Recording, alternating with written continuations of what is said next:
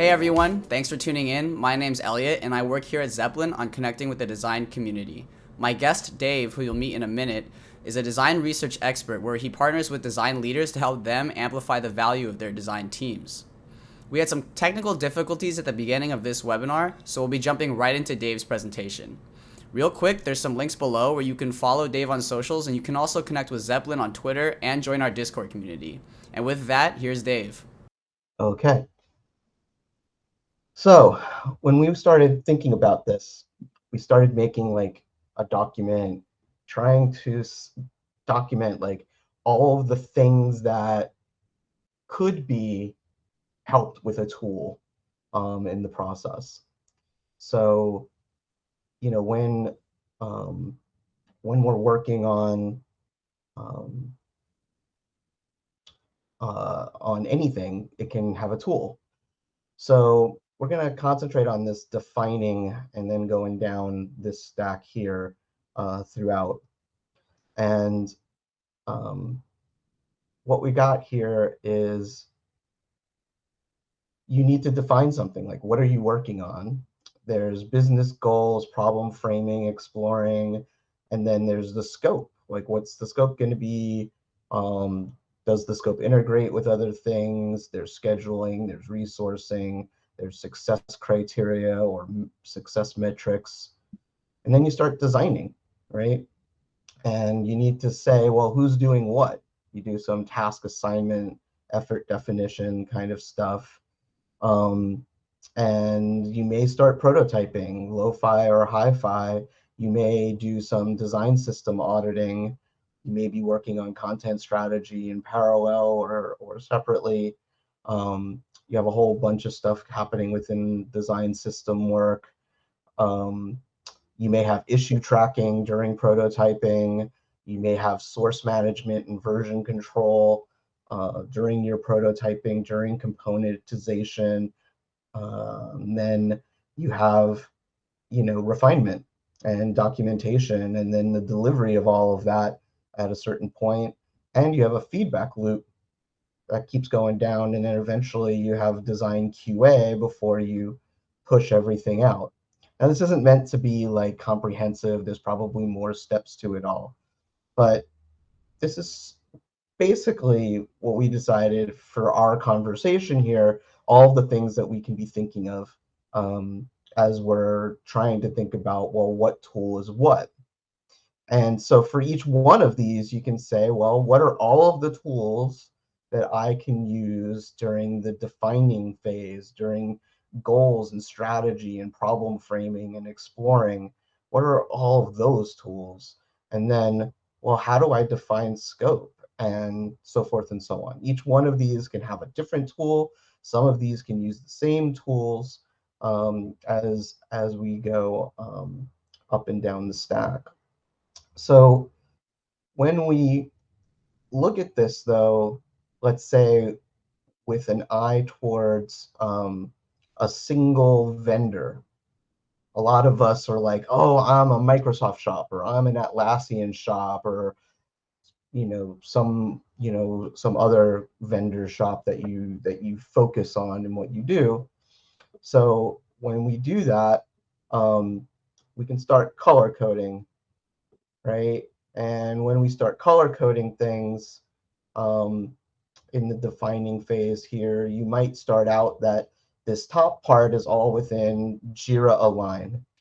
And as you go down, you realize, oh, I'm going to move from Jira Align to Jira, right? And then, well, there's these elements over here, which can be also done in Jira. And then this green thing here and this green thing here are Confluence. Maybe I'm even using Confluence if I wanted to on the content side of things. Prototyping, I took off color because it's in Figma. And um, you'll see, as we go down a little bit lower here, um, this is all the Confluence stuff where you could do your design system stuff. The designing itself most likely will be done in Figma, which is why I made it gray. Um, but otherwise it's in Confluence, or it's in Zeplin. Like the source management and source control stuff is over on this side, is in Zeplin, in that way. So as you can just see, like, it's two things I want you all to get from this. One is, a lot of us are given tools that we need to use. And so we need to use those as far as they can take us. And then sometimes we need to use purpose-driven tools like Zeppelin or Figma or FigJam in order to move things further in that way. And so you can stay on platform as long as you can, but at certain points, it's either more expedient or more efficient, effective, more optimized to use something that's more purpose-driven, in that way. But you may need to start with something like Jira, and you may be told that you need to use the platform because you're already paying for it, and so you might not be allowed to add on tools with new licenses unless you absolutely can make a case for that. Right. Dave, I wanted to ask you a quick question on this slide. Just in general, are there like certain, I guess, processes or needs that you feel like a tool, like you know, you've got all these color coded things, like you look at like design system auditing, componentization, component creation, and how that works with design. Are there certain, like, I guess, principles that you feel like tools need to adhere to? For example, I think one thing that's important when we talk about like design systems is, especially for developers when they're getting screens to build, is having design system elements used, surfaced in ways that they can view things so that they can more accurately estimate, you know, time estimations in Jira. What components do I need to rebuild, or what components can I reuse versus which ones do I need to build? Like, are there those certain like needs within these different processes that tools need to address? And how do you think about that? Well, there's a couple ways to think about it. It's like, what do I really want? Like when I daydream about it, and Mm, then like what is sort of like available in the tools. And I think right. when I daydream about it is I want as much structured data Mm, interoperable between as many tools as possible. You right. know, so like if Figma, Zeppelin, and Jira Align, and Confluence all understand the same structured data systems, for example, that Mm, would be awesome, right? It yeah. doesn't actually work that way. You need to sometimes force mappings and things like that, or um, the runner-up tool has to figure things out, for the parent tool, for Mm, the winner tool. Like the winner tool basically says, you got to work with us, you got to figure it out, and customize everything to work with us. Um, right. but if everybody was playing nice and being responsible and being fair, I think it would be great if they would um, make data mappings Mm, format neutral and structured in a way. gotcha. Yeah.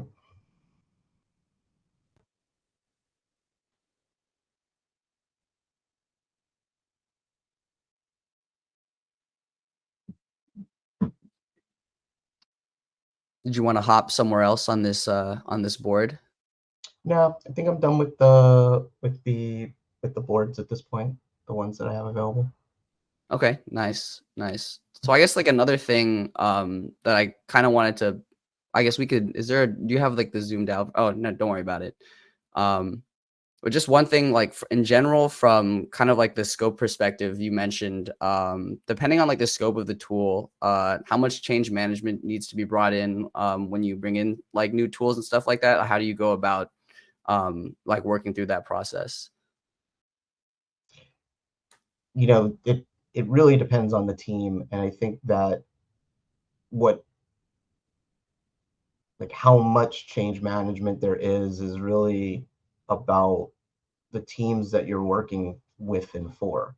Um, because tools are kind of like religious ritual objects to people, and Hmm. they really love their tools, Right. and so I think like for people who are like that, it's harder to get them to shift unless they see the value of why that shift is happening. And one of the things that goes on um, is that the value may not be directly for the person who's being asked to change. The value may be for somebody else. At least that value may be indirect. And so that sometimes makes it even more difficult to do the change management, to do the change request at this point. Yeah, no, I think that's something that is pretty relatable, at least to some of the folks that I work with here at Zeplin. Zeplin traditionally is a design tool, but it's not. You mentioned the tool is always not necessarily for just one group, but it can help another group. And in that way, like we think about it, like Zeplin as a design tool helps developers a lot, helps PMs, QA. So that resonates a lot with us. Mm-hmm. Yeah. And so I guess kind of again, like zooming out in general, I may have kind of asked like a tangential question, but like, when you come into like design ops or design orgs, do you see like specific needs in certain areas that are common, that need tooling, that need to be addressed, and that can be made more efficient by tooling? So pretty much every time I've come into an organization, being able to track design allocations, resource allocations, and capacities is almost never tooled for, and never included in the tools that other people are using. And so that's usually one of the biggest things that needs to get done when I step in. Gotcha. I actually saw one question in the chat, and again, everyone feel free to keep asking questions, but this is kind of like a general broad question. What is the principal mission in design ops from your point of view? I know I've spoken with like a bunch of different design ops people, and the answer is kind of always the same, or like more or less has the same undertones, but just curious to hear like your thoughts on that, and how do you think of it when you approach these things? Yeah, the mission is to amplify the value of a design organization, increase that value in some way. Mm-hmm. It's pretty, I think that the easiest way to do that is by increasing the amount of time that designers do design without increasing the duration that they're doing the design within. Mm-hmm. So let's say like in a given day, if I can increase the amount of time that a designer is designing from 4 hours to 6 hours within that day, then I've done good. And the way that I do that is with the realization that anytime a designer is doing things that is not designing, they are doing operations. So if I can remove their operational layer from the work that they're doing so that they can then apply that towards their design work, then that's the easiest, biggest win that I can have. Right. One way to do that. Yeah, and I think that's something that I've heard a lot from, the design ops field in general. Like there's always in an org without a design ops function. I feel like you see a lot of the design ops processes being handled by so many different designers, not all consolidated, and it's not all together. And so like you mentioned, that kind of, I guess, waste everyone's time in a way, and it kind of compounds the effects of not having a design ops org. So I guess that speaks to how important it is to have like a centralized design ops function. Right. Yeah. One thing I do want to ask, kind of just like from a design perspective, do you feel like there's any like organizational, I guess, principles that that like a design org should follow? For example, like there's a lot of ones that we think about here at Zeplin, such as, the separation of like ready to build designs from in progress designs, having a standardized, organized way of or standardized way of organizing designs. Are there any type of like, I guess like 10 commandment things that you think about when you come into design orgs like that? Yeah, so I think, you know, when I come in to a design org, like in the beginning, um, the first thing I'll do is I'll interview everybody within the design org, or Hmm. as much as I can possibly interview everybody. And then I like, collate all of that uh, into some kind of chart that lets me understand what are the real needs. Everything would get represented from one organization to another, but like what's important in one organization is different than what's important right now in another organization. And so you might get file management in every organization, but in one organization it's the top issue, in another organization it's a bottom issue, right? Um, so I don't always work on file management right Hmm. away, but I will Right. get to it Hmm. most likely within the first year.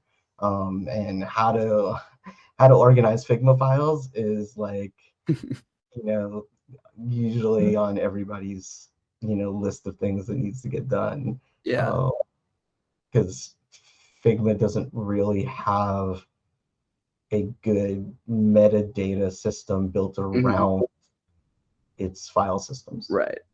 Well, I mean, at the end of the day, it is a design tool, and I think like it's like it's a complex problem, right? Because designers, love the infinite canvas, and they should be able to work in Figma.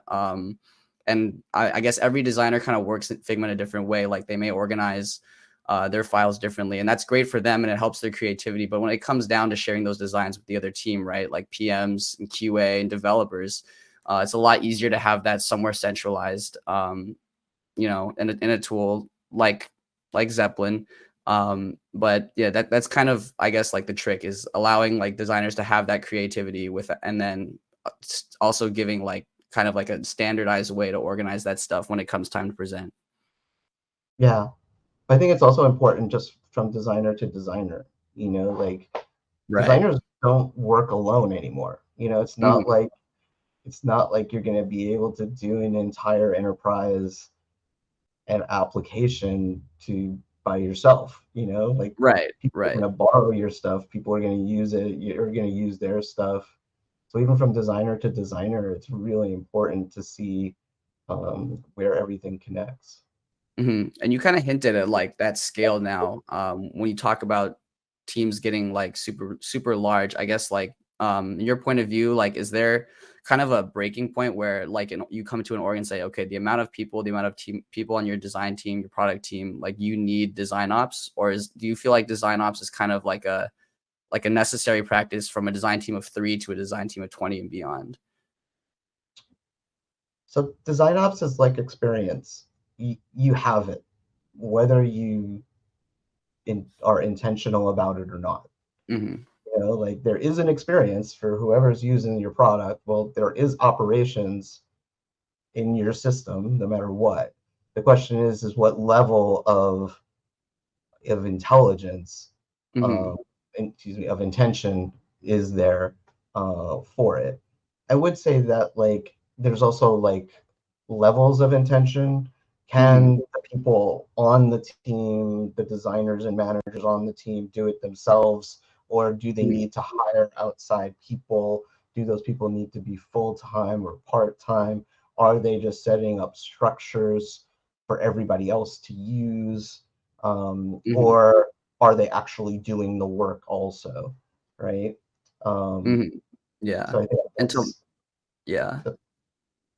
And to Lauren's question, I guess, I know we've kind of been talking about how you kind of need to separate out design ops from being a designer in order to make that really work. But Lauren's question, I guess, is when you're a really small team, how can you balance, if you have to be the designer and the design ops person? um, I'd say most organizations like you're just doing it as part of your job. It's not that it's design ops work. It is design work if you don't have design ops people doing it. So it's just part and parcel of what you do. And you just need to do your work as efficiently as you can and as a small team. Um, Mm-hmm. and a lot of times that means hacking your way through systems, um, doing shadow IT and other things just to get things done more quickly and with less effort. Um, and that's how you do that. I think Right. at that scale of like 2 or 3 people, the gains that you get, the margins that you get from having another person come in and do the work for you, is minimal, and doesn't pay for that person. And you doing it isn't the end of the world, Mm-hmm. to for you producing good value for your organization. Right. Right. And I guess that question also kind of blends into this one. Like at what stage in a startup should DesignOps be implemented? I guess you're kind of implying that it's always there, right? It's just, Mhm. whether or not you're aware of it. So I guess, is there like any, I guess, stage that it should be implemented? Or, I mean, I guess from my point of view, it seems like, and also listening to you, that the earlier the better that it's addressed. Well, there's different pieces of it. So I think, like, what do you need to address when? Um, I think the cultural and people side of things is what you need to work on when you're smallest. And the reason I say that is, as you are moving from 5 to 10 to 25 people, the changes in culture that are going to invariably happen can have really negative impact on the team. So you need to be ready for that. You need to be intentional about that as a design Hmm. leader, as a design ops leader. Um, you need to make sure that every designer is, rated the same way, leveled the same way. You need to make sure that as you're hiring people, you're hiring them with the same consistent quality vetting that you do, because at a certain point, once you start growing, a little bit more, it becomes an issue, and you want to knock that out. It's then after like 25 people, 30 people, where like how you actually do your designing starts Hmm. to have an impact. What tools do you use need to be more consistent, because you can't have 5 different design tools anymore, because now that you are 30, 40 people, you can start actually having uh, economies of scale that you couldn't have had before. Gotcha. Gotcha. That makes sense. Want to hit this other question here from Wendy, which is, this is a question that I've also heard a lot, speaking with different design ops people, is like convincing, I guess, getting like that leadership buy-in for the design ops practice. I know design ops is relatively new, in terms of being its own like persona. So how do you bring that, that need for design ops to like leadership and get like buy-in from them? It's an interesting question to ask someone like me, because when I'm brought in, somebody already did that. Right, right. They brought me in. I mean, I can imagine what people would have to go through to do that. Um, Hmm. the the thing that the things that I think about is, um, really breaking down what all of the activities are that you're doing as a team. Hmm. Like, here's all the design work that I'm doing. Here's all the non-design work that I'm doing. Hmm. Get your leader to understand, oh yeah, that's not design work. You shouldn't be doing Hmm. that. I understand that you are now, but you shouldn't be. And Right. as that hill gets higher and higher, there'll be a certain point where they go, oh yeah, we need help. This Right. is You don't have ridiculous. the time to be doing the designing you need. Yeah. Yeah. Yeah. And that would just be a way. So I think it's just constantly being able um, to measure design work against not design work that you're doing, and visualizing that in a way that the design leader and their boss can both understand. the hit that you're taking. So I got one more question kind of related to like the structure of design ops, and then actually a few more questions before we wrap it up. We can get back to tooling actually. But real quick, how do you see like the major pillars of design ops, and how is that, and if it is different, how is it different than, you know, the traditional problem solving approach or product development lifecycle?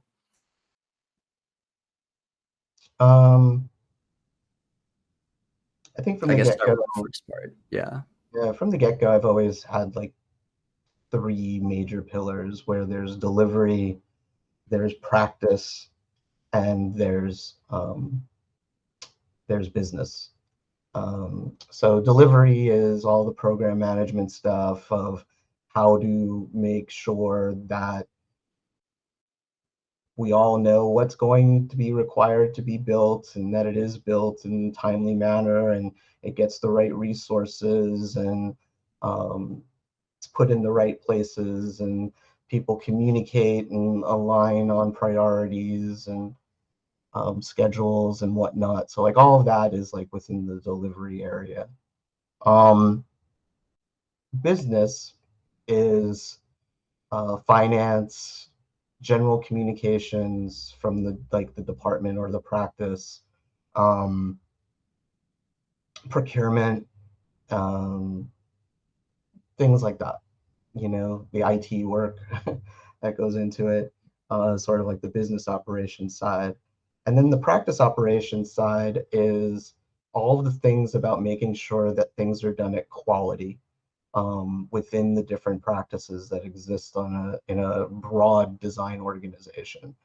Um, and I think that, you know, that's everything from how do you hire to how do you onboard, how do you level people, how do we even know what good is as an organization, how do we evaluate that, how do we get others to agree to it, cross-functionally, what does review and crit look like?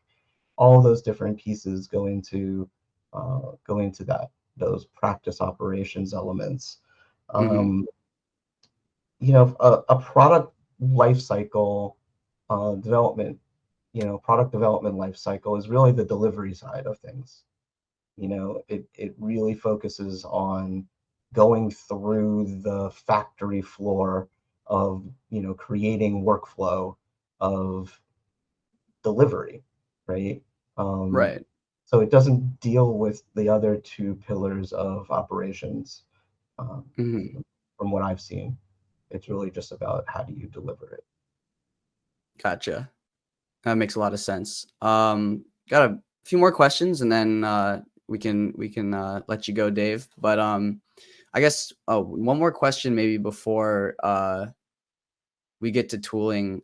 Just from your point of view, and I guess in your experience, are there any good books about like the topics of onboarding, hiring, like a design team, meeting headcount, stuff like that?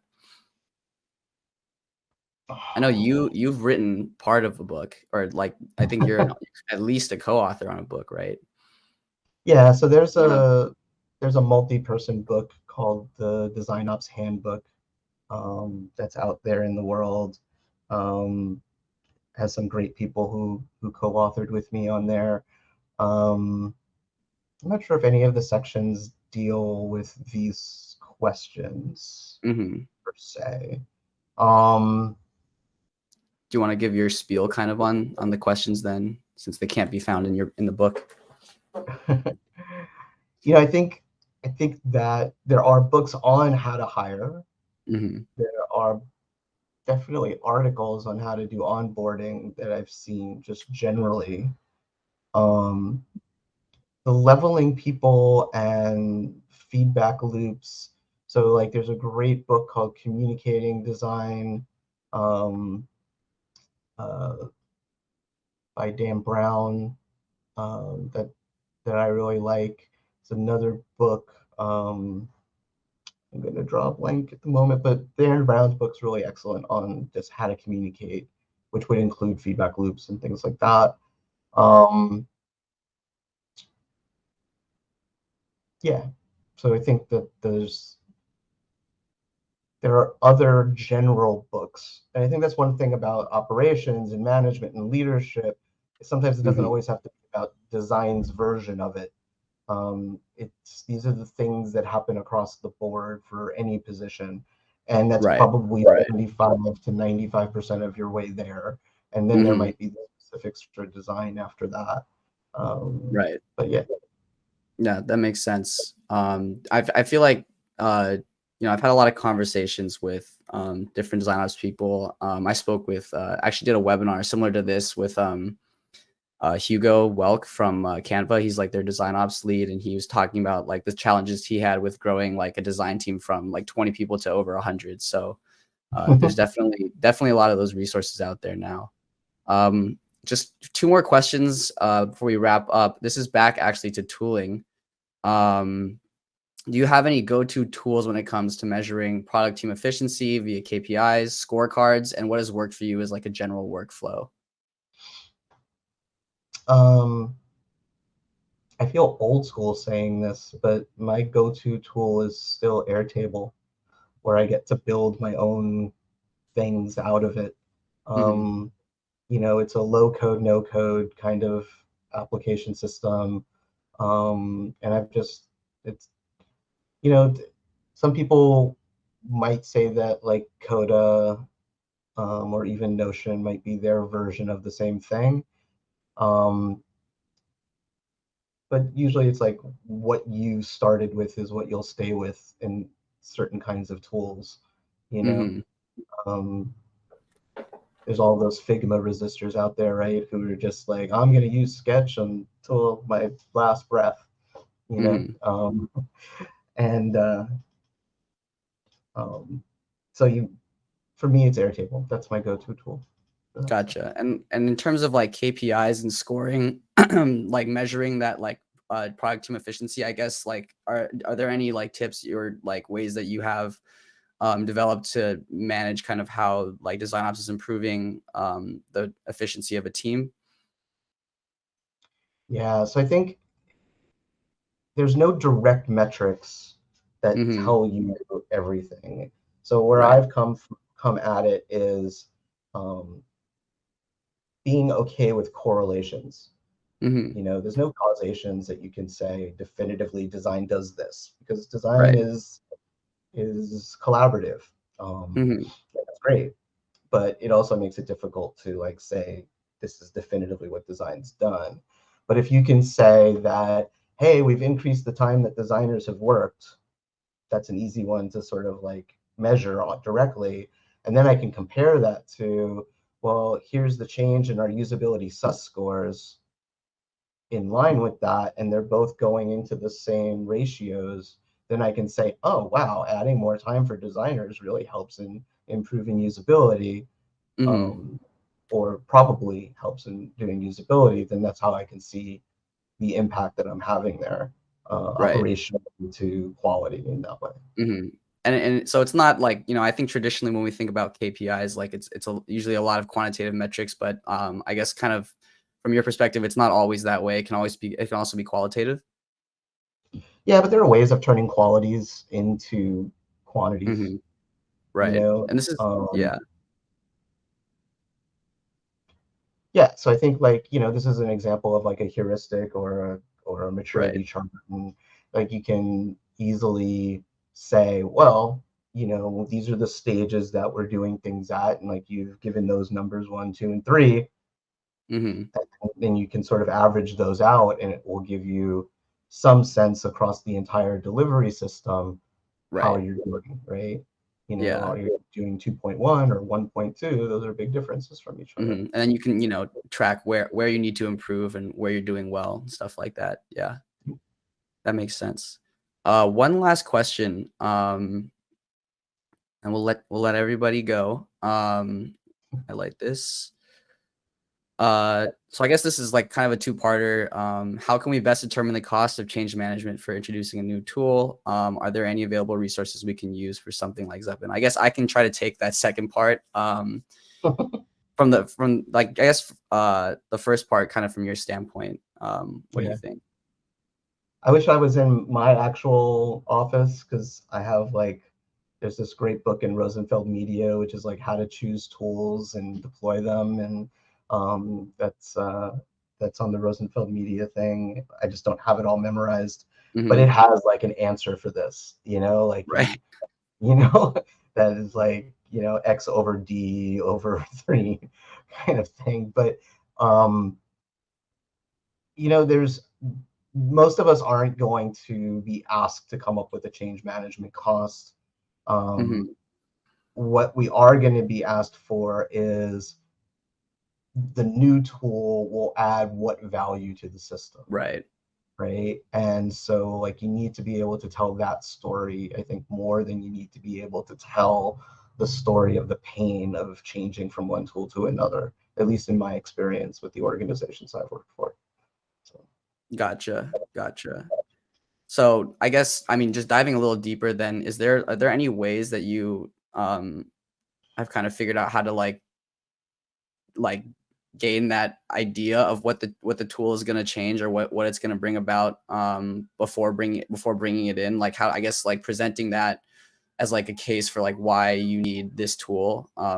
Like, is there like, I guess, like a workflow that you go through?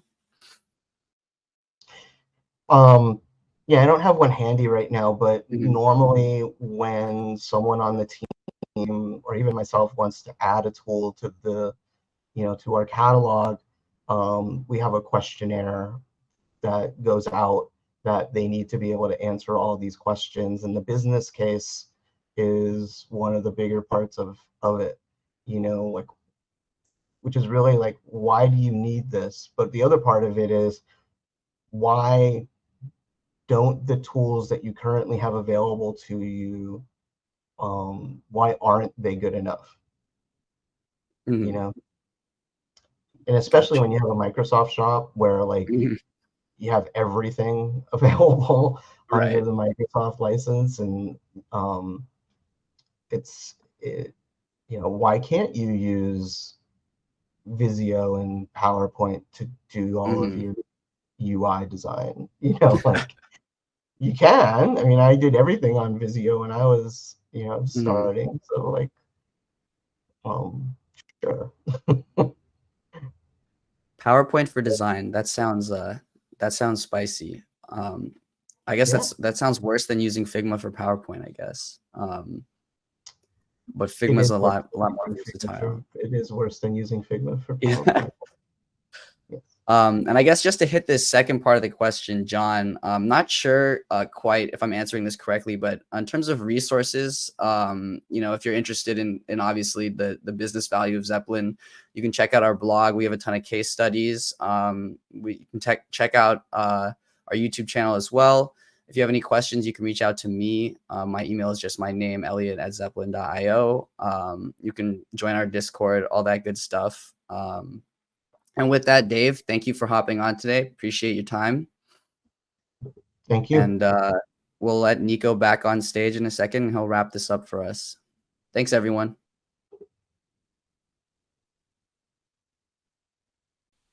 Yeah, thank you so much, everybody, for joining us. It was fantastic to have you here, Dave and Elliot. Thank you very much. I think we had some fantastic conversations here today. So I do appreciate that. I appreciate everybody for joining us. Please feel free to show some emoji love, emoji reactions along the bottom of the screen for Dave and Elliot. They did a fantastic job. So thank you both again too. Just a few last logistic things. The recording will be emailed to everybody. So if you did register, you will get that. That means if you're here, you will get the email recording here. So thank you all so much. Feel free to keep up with us on our Twitter, our LinkedIn. We have a fantastic Discord that we would love to see you in. I just posted the links there now. So please feel free to join us there. And we also have an events page too. If you want to catch any of our old webinars or any of our upcoming ones and register there too, you can do so on the events page. So once again, thank you so much to Dave and Elliot. I hope you all have a great rest of your week. And if we don't see you until then, have a great weekend. Take care, everybody.